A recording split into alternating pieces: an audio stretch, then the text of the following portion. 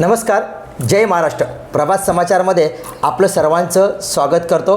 आपल्याला सर्वांनाच माहीत आहे की प्रभात समाचारच्या वतीने येणाऱ्या वसई विरार ह्या शहर महानगरपालिकेच्या इलेक्शनचं बुबुल वाजल्यानंतर आपण अनेक असे इच्छुक उमेदवार किंवा प्रबळ दावेदार जे उमेदवार आहेत त्यांच्या अनेक मुलाखती घेतलेल्या आहेत. आज आपण नालासोपारामध्ये प्रभाग 11मध्ये समाजसेविका गायत्री वाघचोडे यांच्या कार्यालयामध्ये उपस्थित आहोत आणि जाणून घेणार आहोत ह्या प्रबळ दावेदार गायत्रीताई वाघचोडे आहेत. ताई, काय सांगाल, आपण आतापर्यंत पक्षासाठी किती पद्धतीने एक चांगल्या पद्धतीचं काम करतायत आणि आपले परिचय लोकांना कशा पद्धतीने देतात? नमस्कार, मी सौ गायत्रीताई सचिन वाघचौडे. मी आज 2008 पासून बहुजन विकास आघाडीमध्ये कार्यरत आहे. त्याचप्रमाणे माझे बचत गट आहेत, उडान वस्ती स्तरही आहे. अशा माध्यमातून आपण विविध कामं केलेली आहेत. महिलांसाठी छोटे मोठे व्यवसाय म्हणा किंवा शिबिर, प्रशिक्षण, बालक पालक मेळावा, पुन्हा असे बरेचसे आपण शिबिरं राबवलेली आहेत.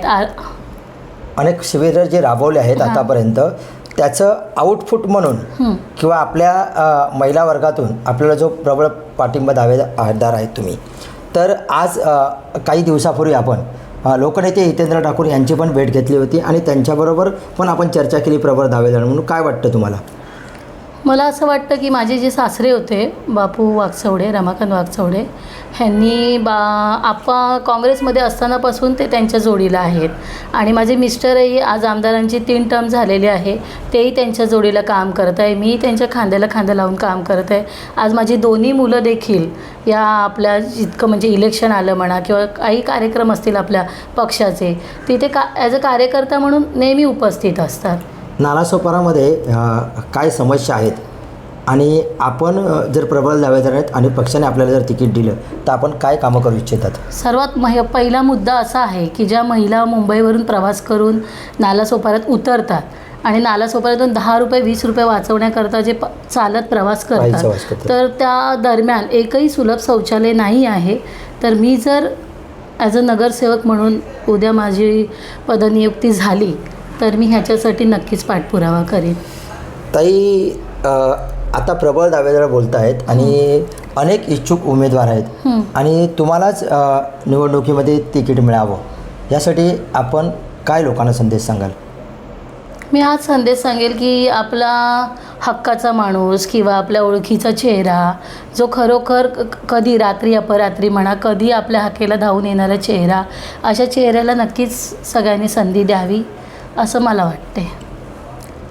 आता पाहिलं आपण की अनेक समस्या ज्या आपण सांगितल्या आहेत ते निराकरण करण्यासाठी ज्यावेळी पक्ष आपल्याला सपोर्ट करतो त्यावेळी आपण लोकांच्या समोर आता जाणार आहेत इलेक्शनसाठी.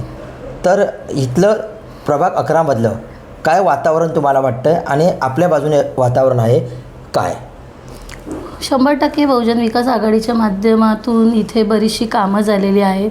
ज्यावेळेस सुरुवातीला 700-800 रुपये स्क्वेअर फीट होतं इथे नालासोपाऱ्यात, तर आज ते 10,000पर्यंत पण येऊन ठेपलेलं आहे.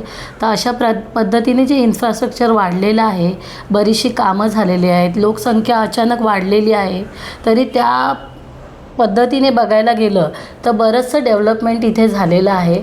तर मला असं वाटतं की जे काही कल आहे, जो काही निकाल आहे, हा जर आपण वैयक्तिकदृष्ट्या किंवा मानसिकदृष्ट्या बघायला गेलो तर हा बहुजन विकास आघाडीच्या माध्यमातूनच लागेल असं मला वाटते. म्हणजे जसं तुम्हाला म्हणायचं की अनेक लोक किंवा विरोधक असं बोलत असतात की परिवर्तन झाल्यानंतर की 35 वर्षात कामं नाही झाली, मग जो इन्फ्रास्ट्रक्चर आता डेव्हलप झालेला आहे तो तुम्हाला वाटतो आहे की आपण बहुजन विकासाकडे आतापर्यंत काम केलं म्हणून हे डेव्हलप झालेलं आहे? मी 1995ला इथे आली त्यावेळेची परिस्थिती आणि आजची परिस्थिती खूप फरक आहे. कारण जे लोक आत्ता इथे आलेले आहेत, मुंबई सोडून इथे घरं घेतलेले आहेत, त्यांना अगोदरचा इतिहास काही माहिती नाही आहे.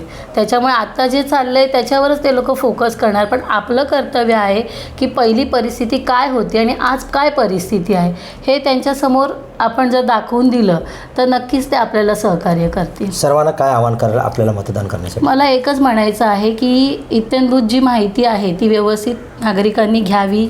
जोही उमेदवार पक्ष देईल किंवा जो चेहरा देईल त्याला पाहून तुम्ही आपलं मतदान करावं. योग्य जो उमेदवार, योग्य जो नगरसेवक तुम्हाला वाटेल, जो तुम्हाला सहकार्य करेल, रात्रंदिवस तुमच्या हाकेला उभा राहील, अशा नगरसेवकाला तुम्ही निवडून द्याल, हीच माझी विनंती आहे. नमस्कार. आपण आताच पाहिलं की आपले समाजसेवक गायत्रीताई वागचोडे होते. त्यांनी असं सांगितलं आहे की गेल्या अनेक वर्षामध्ये चांगल्या प्रकारचं वसई काम झालेलं आहे, इन्फ्रास्ट्रक्चर डेव्हलप झालेलं आहे आणि अनेक ज्या महिलांच्या समस्या आहेत त्या जर निराकरण करायचं असेल तर आपण नक्कीच निवडून आलो तर नक्कीच करू. पण सर्वांनी एक लोकनेते हितेंद्र ठाकूर यांच्यावरती विश्वास ठेवून जास्तीत जास्त बहुजन विकास आघाडीचे नगरसेवक निवडून काढण्याचा प्रयत्न करा असं सांगितलेलं आहे. जय हिंद, जय महाराष्ट्र. पुढील व्हिडिओ पाहण्यासाठी प्रभात समाचार यूट्यूब चॅनलला सबस्क्राईब करा.